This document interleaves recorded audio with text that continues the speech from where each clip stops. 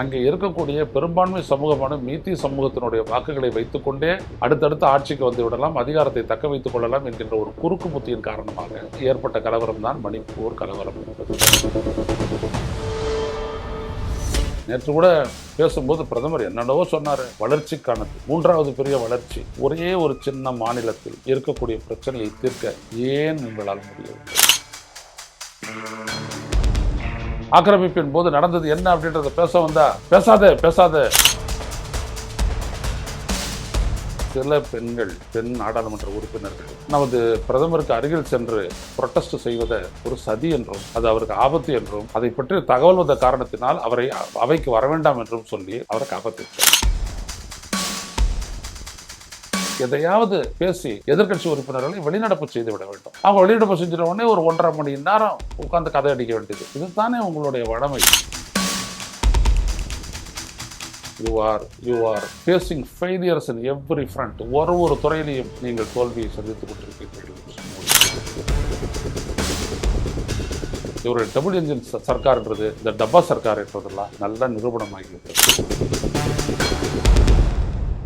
உடல் வலிமையை உறுதி செய்யும் சிலாஜித், கவனத்தை மேம்படுத்தும் அஸ்வகந்தா மற்றும் உயிர் சக்தியை பெருக செய்யும் சஃபேடு முஸ்லி போன்ற இமயமலையின் உணவுப் பொருட்களை கொண்டு வந்து மிஸ்டர் பர்ஃபெக்ட் உருவாக்கப்பட்டுள்ளது. உங்கள் முழு குடும்பத்தின் ஆரோக்கியத்தை மா நேச்சுரல்ஸ் மூலம் உறுதி செய்திருங்கள். 100% இயற்கையான மூலிகை பொருட்கள் மூலம் உருவாக்கப்பட்ட மிஸ்டர் பர்ஃபெக்ட் மற்றும் மிஸ் பர்ஃபெக்ட் தலைமுறையாக குடும்பங்களின் உடல் வலிமை, மன வலிமை மற்றும் மகிழ்ச்சியை பெருக செய்கிறது.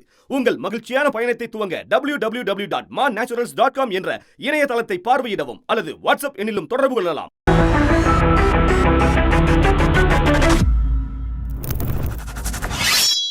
வணக்கம் தோழர்களே, ரோசர் செய்தியின் வாயிலாக இன்று மீண்டும் உங்களை சந்திப்பதில் பெரும் மகிழ்ச்சி அடைகின்றேன்.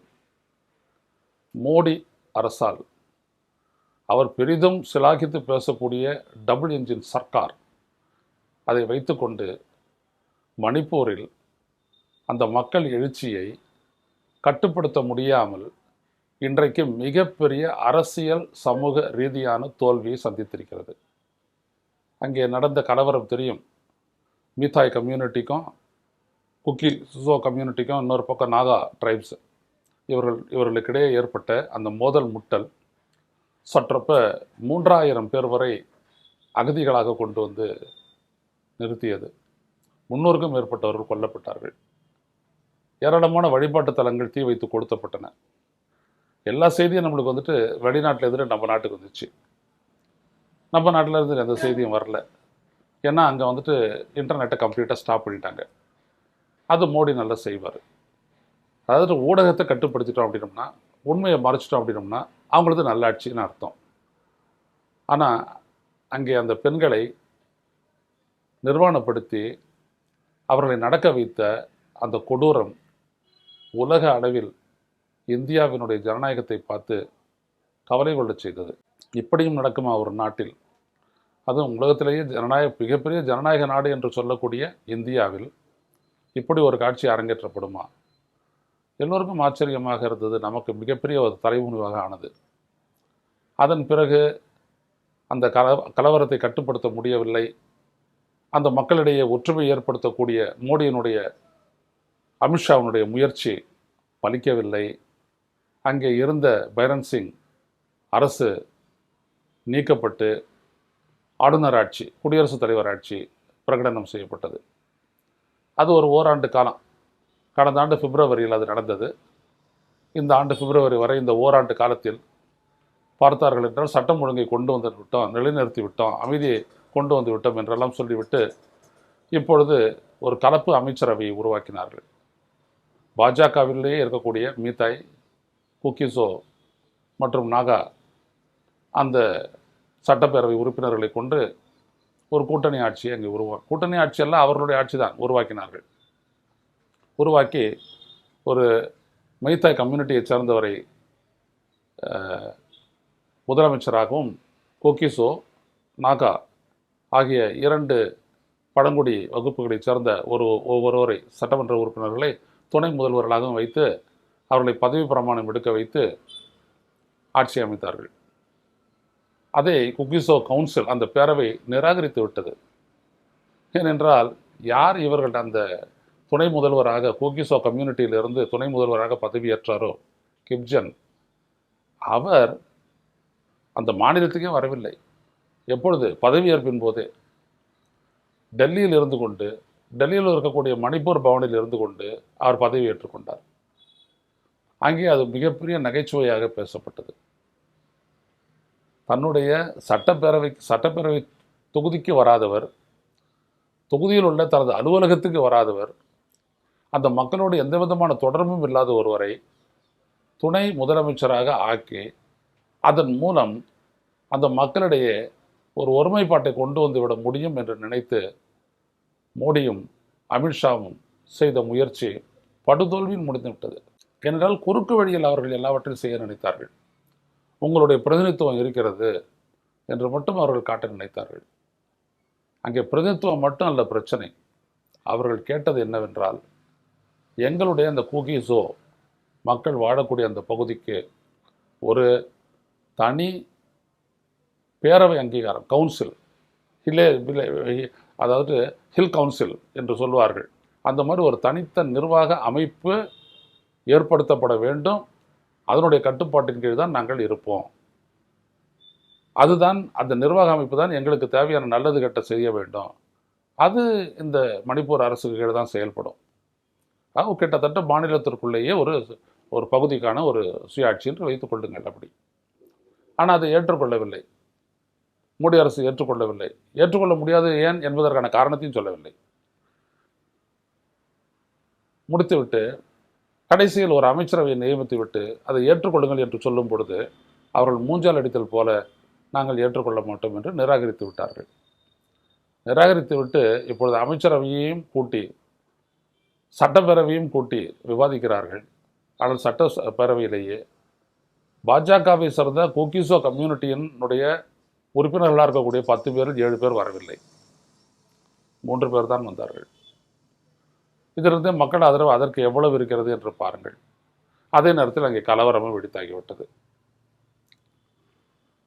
ஒரு சின்ன மாநிலத்தில் இருக்கக்கூடிய பல்வேறுபட்ட பழங்குடி சமூகங்களை இணைத்து ஒற்றுமைப்படுத்தி அவர்களை வாழச் செய்வதற்கான அருகதை நமது நாட்டு பிரதமருக்கும் உள்துறை அமைச்சருக்கும் இல்லை.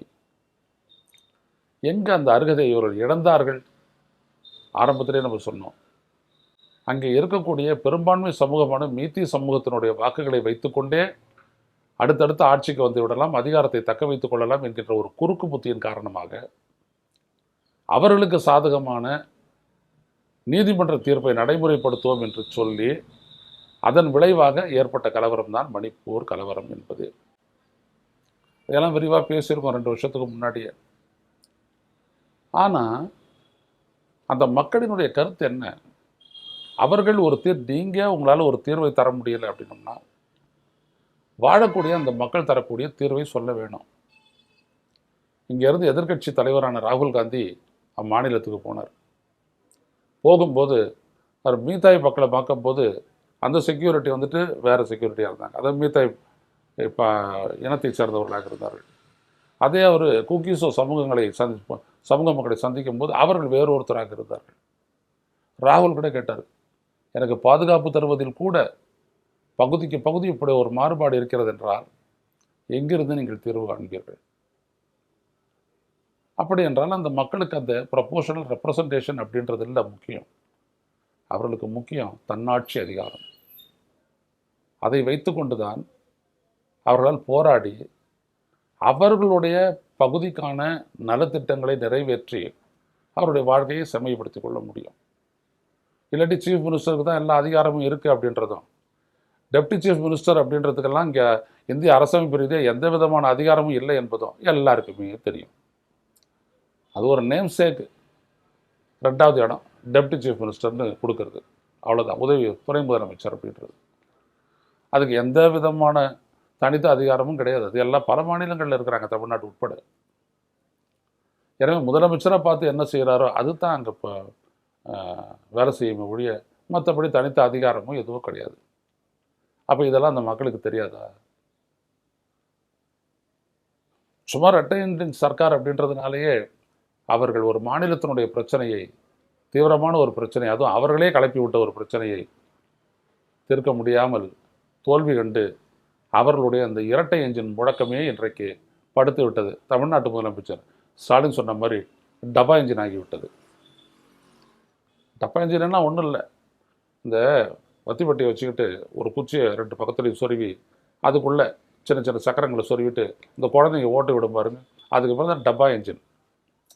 வேற ஒன்றும் ஒரு ஸ்டாலின் எதையும் வந்துட்டு இதை சொல்ல குழந்தைத்தனமான ஒரு அரசியல் அப்படின்றது தான் அவர் வந்துட்டு அதை சொன்னார். அவர் அப்போ நீங்கள் கவனித்து பாருங்கள், ஒரு மாநிலத்தில் கிட்டத்தட்ட 300 பேர் வரை கொல்லப்பட்டு 3000 பேர் வரை அகதிகளாக்கப்பட்டு இன்று வரை அவர்கள் வாழ்விடங்களுக்கு திரும்ப முடியாத ஒரு கொடூரமான ஒரு சூழலில் அந்த சிக்கலுக்கு தீர்வு காண்பதற்கு ஒரு வழிமுறையை, ஒரு தீர்வை ஒரு பகுதி மக்கள் தருகிறார்கள் என்றால் அதை ஏற்றுக்கொண்டு அந்த தீர்வை நடைமுறைப்படுத்துவது தொடர்பாக மற்றொரு பிரிவினுடன் பேசி அதற்குள் எப்படி ஜனநாயகத்தை நடைமுறைப்படுத்தி அமைதியை ஏற்படுத்தலாம் என்கின்ற முயற்சி சற்றும் எடுக்காமல் டெல்லியில் உட்கார்ந்து கொண்டு தான் தோன்றித்தனமாக ஒரு அமைச்சரவையை உருவாக்கி அதில் 2 துணை முதலமைச்சர்களை வைத்து நீங்கள் ஒரு தீர்வு என்பதை போல் ஒரு நாடகம் ஆடுகிறீர்கள் என்றால் இது ஒரு ஏமாற்று செயல் அல்லவா? அது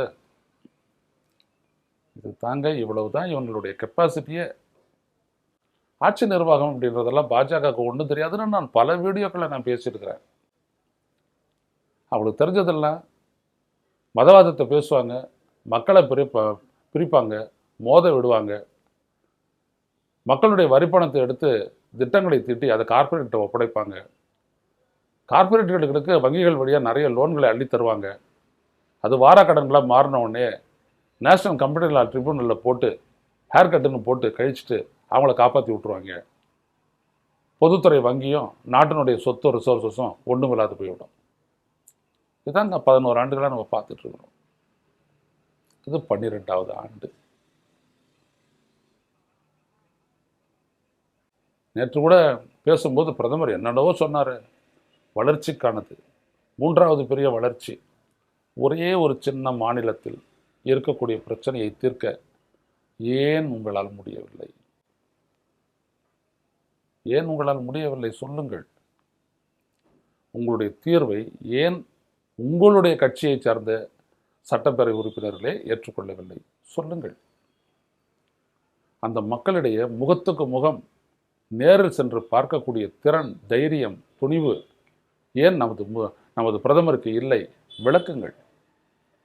போன முறை இதே மாதிரி தான் எதிர்கட்சிகள் ஒரு நம்பிக்கையில்லா தீர்மானம்ன்ற அளவுக்கு போய் பேசின உடனே வந்து பேசினவர் மணிப்பூரை தொடாமலேயே அது இது ஏதோ பேசி நேரு காந்தி அவங்களையெல்லாம் திட்டுறது இப்படியெல்லாம் பண்ணிட்டு பேசிட்டு இருந்தார்.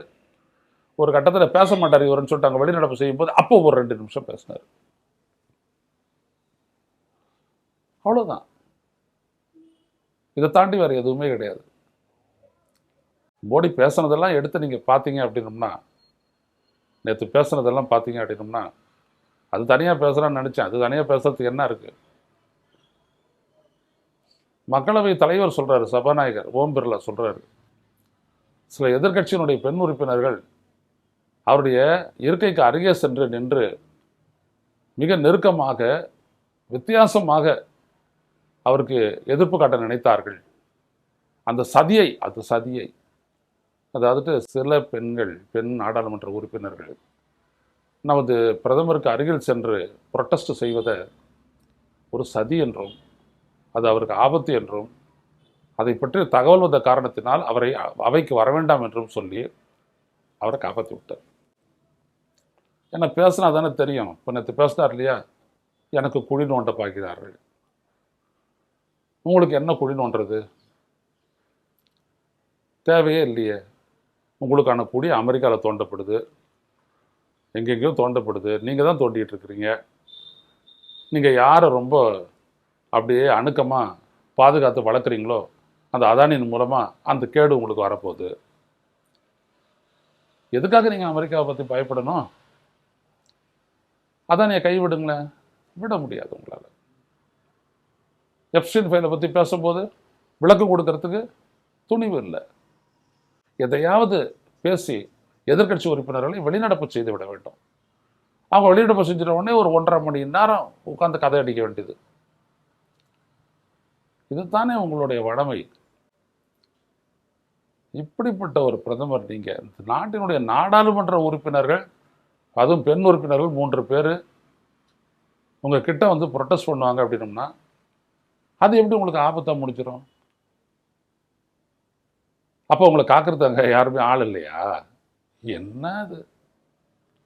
எப்படி பேசுகிறாரு பாருங்க. அதாவது என்னன்னா, அவரை குறிவைக்கிறார்கள், அவருக்கு குழி நோண்டுகிறார்கள், அவர் பாதுகாப்புக்கு அச்சுறுத்தல், எல்லாம் என்ன அப்படின்னம்னா அனுதாபம் தேடுற முயற்சி. அப்படின்னா நீங்கள் செஞ்சிட்டீங்க. இந்த நாடு 3வது பொருளாதாரமாக வளரப்போகிறது. அது எதிர்க்கட்சிகளால் பொறுத்து கொள்ள முடியவில்லை. தொடர்ந்து பல தோல்விகள், அதை எதிர்க்கட்சிகள் தாங்க முடியவில்லை. எப்படி இது 3வது பொருளாதாரமாவது? இந்த நாட்டு மக்களினுடைய தனிநபர் வருவாய் எவ்வளவு? இந்த நாட்டினுடைய, இந்த உலகத்தினுடைய 1வது 2வது 3வது 4வது 5வது 6வது 7வது 8வது 9வது 10வது 20வது 20 நாடுகளை பட்டியலிடுங்கள். அந்த நாடுகளினுடைய தனிநபர் வருவாய் எங்கே இருக்கிறது? ஒவ்வொரு இந்தியனுடைய தனிநபர் வருவாய் எங்கே இருக்குதுன்னு பாருங்க. எத்தனாவது இடத்துல இருக்குன்னு பாருங்க. தனிநபர் வருவாய் இந்த அளவுக்கு உயர்ந்து இருந்ததுன்னா நீங்க சொல்றது ரைட்டு. 3வது பெரிய பொருளாதாரமாவது. ஆனால் உன் கரன்சிக்கு என்ன கதை? டாலருக்கு இருக்கிற ரூபாயின் மதிப்பு வரலாறு காணாத அளவில் வீழ்ச்சி 92 ரூபாய். சிங்கப்பூர் டாலருக்கு எதிராகவும் வீழ்ச்சி, மலேசிய ரிங்கட்டுக்கு எதிராக வீழ்ச்சி, தாய்வானுடைய பணத்துக்கு எதிராக வீழ்ச்சி, வியட்நாமுக்கு எதிராக வீழ்ச்சி. எல்லா நாட்டினுடைய நாணய மதிப்புகளுக்கு எதிராக இலங்கையில் கூட இந்திய ரூபாயினுடைய மதிப்பு அந்நாட்டு ரூபாயுடன் ஒப்பிடும் பொழுது வீழ்ச்சி வீழ்ச்சி வீழ்ச்சி வீழ்ச்சி. இந்த ஆள் மட்டும் நாடாளுமன்றத்தில் நின்றுட்டு சொல்றாரு வளர்ச்சி வளர்ச்சின்னு. ஏமாத்து தானே இது? இந்த மாதிரி ஒரு பட்டப்பகல் பொய்யன் ஒரு நாட்டுடைய நாடாளுமன்றத்திலிருந்து புழுக முடியும்னா என்ன விதமான துணிச்சல் அவருக்கு இருக்கணும்னு பாருங்க. அவர் பேசுறாரு, இந்த நாட்டினுடைய பாதுகாப்பை பற்றி பேசினா சீனாவினுடைய டோக்லாம் ஆக்கிரமிப்பின் போது நடந்தது என்ன அப்படின்றத பேச வந்தா பேசாத பேசாத. நரவானே இந்த நாட்டினுடைய தளபதி, அவர் எழுதுனதை பத்தி விவாதிக்காம நாடாளுமன்றம் வேற எதை விவாதிக்க போகுது? ஏன் உண்மை வெளிவந்துடக்கூடாது? முடிவெடுக்காமல் குழம்பி கடைசியில் தளபதி கிட்டே நீங்களே என்ன சரியோ அதை பார்த்து செய்யுங்க அப்படின்னு சொல்லக்கூடிய அந்த வார்த்தை நாடாளுமன்றத்தில் வெளிவந்து விடக்கூடாது என்று அஞ்சுகிறார். அமித்ஷாவும் அஞ்சுகிறார், பாதுகாப்பு அமைச்சர் ராஜ்நாத் சிங்கும் அஞ்சுகிறார். இவங்க ஜம்மு காஷ்மீரில் தீர்த்துட்டாங்களாம் பிரச்சனையை, 370 நீக்கிட்டாங்களாம். அதனால எதிர்கட்சிகள்லாம் கடுப்பாச்சான். ஒரு சின்ன மாநிலம் மணிப்பூரில் நீங்கள் என்ன சாதிச்சிங்க? இதுவே உங்களால் சாதிக்க முடியல. இப்படியாப்பட்ட நீங்கள் சொல்கிறீங்க அங்கே சாதிச்சிட்டேன் இங்கே சாதிச்சிட்டேன், சைனாவில் இது பண்ணிட்டேன், உலக நாடுகளெல்லாம் என்னை போட்டுருது, வளர்ச்சிக்கு கொண்டு போயிட்டேன், இப்போன்னு கதையடிக்கிறீங்களே. எதையாவது எதிர்கட்சிகளோடு உட்காந்து ஒரு விவாதமாக பேச முடிகிறதா அவங்களால? ஏன் அந்த துணிச்சல் உங்களுக்கு இல்லை? ஏன்னா you are facing failures in every front. ஒரு துறையிலையும் நீங்கள் தோல்வியை சந்தித்துக் கொண்டிருக்கின்றீர்கள் மிஸ்டர் மோடி. அதுதான் பிரச்சனை. எனவே மணிப்பூரில் இந்த நாட்டில் எல்லா விதம் உங்களுக்கு பிரச்சனையை தூண்ட தெரியும், கலவரத்தை தூண்ட தெரியும், மக்களை மோத வைக்க தெரியும். ஆனால் மக்களை சேர்ந்து வாழ வைக்க தெரியாது. அதனால தான் 9 பைசா வரியாக கொடுத்துட்டு 4 பைசா வரி பகிர்வாக பெறக்கூடிய தமிழ்நாடு முன்னாடி இருக்குது. நீங்கள் 1க்கு 6ன்னு சேர்த்து கொடுக்கக்கூடிய உத்தரப்பிரதேசம் பின்னாடி இருக்குது. மறுக்க முடியுமா உங்களால்? ஆனால் வரப்போதைக்கெல்லாம் நான் 11 கோடி தமிழ்நாட்டுக்கு செலவு, 11 லட்சம் கோடி தமிழ்நாட்டுக்கு செலவு பண்ணுன்றீங்க. எங்கே செலவு பண்ணீங்க? அதை ஒரு நாள் விவாதிப்போம் அப்படின்னு சொல்கிறதுக்கான துணிவு இருக்கா அவங்கக்கிட்ட? கிடையாது. ஆக மக்களே, இவர்களுடைய அந்த பிளவுவாத அரசியல் அந்த மக்கள் நிராகரித்து விட்டார்கள். இவர்களை ஏற்றுக்கொள்ளவில்லை. இன்னும் சொல்ல போனால் ஒட்டுமொத்த மணிப்பூரும் பாஜகவை நிராகரித்து விட்டது. இதுதான் உண்மை. இவருடைய டபுள் என்ஜின் சர்க்கார்ன்றது இந்த டப்பா சர்க்கார் என்றதெல்லாம் நல்லா நிரூபணமாகிவிட்டது. இதுக்கப்புறம் பாருங்க என்ன எப்படிப்பட்ட சிக்கல்கள் எல்லாம் வரப்போகுது அப்படின்ட்டு. ஆனால் எல்லாத்தையும் பொய்யால் வைத்து மெழுக பார்க்கிறார், மறைக்க பார்க்கிறார். எல்லாவும் இங்கே வெளிப்படும். உண்மையை யாரும் மறைத்து விட முடியாது. அது சூரிய கதிரை போல ஒரு கணம் தான் மறைந்திருக்கும், அடுத்த கணம் அது வெளிப்பட்டு விடும். எனவே தோழர்களை, இந்த காணொளி கண்டு இதன் விவரங்கள் எல்லாம் பகிரக்கூடியதாக இருந்தால் பரவலாக பகிருங்கள். மீண்டும் சந்திப்போம். நன்றி, வணக்கம். ஊடகம் கார்ப்பரேட் அரசியல்வாதிகளின் கைப்பாவையாக அடிமைகளாக இருந்தது போதும். இனி சாட்டை எடுத்து சுழற்றும் நேரம் வந்துவிட்டது. ஊடகம் பொதுமக்களாகிய உங்களுக்காக, உங்களாலேயே இயக்கப்பட வேண்டும். ஊடக சுதந்திரத்திற்காக உங்களின் பங்களிப்பை இன்றே அளித்திடுங்கள்.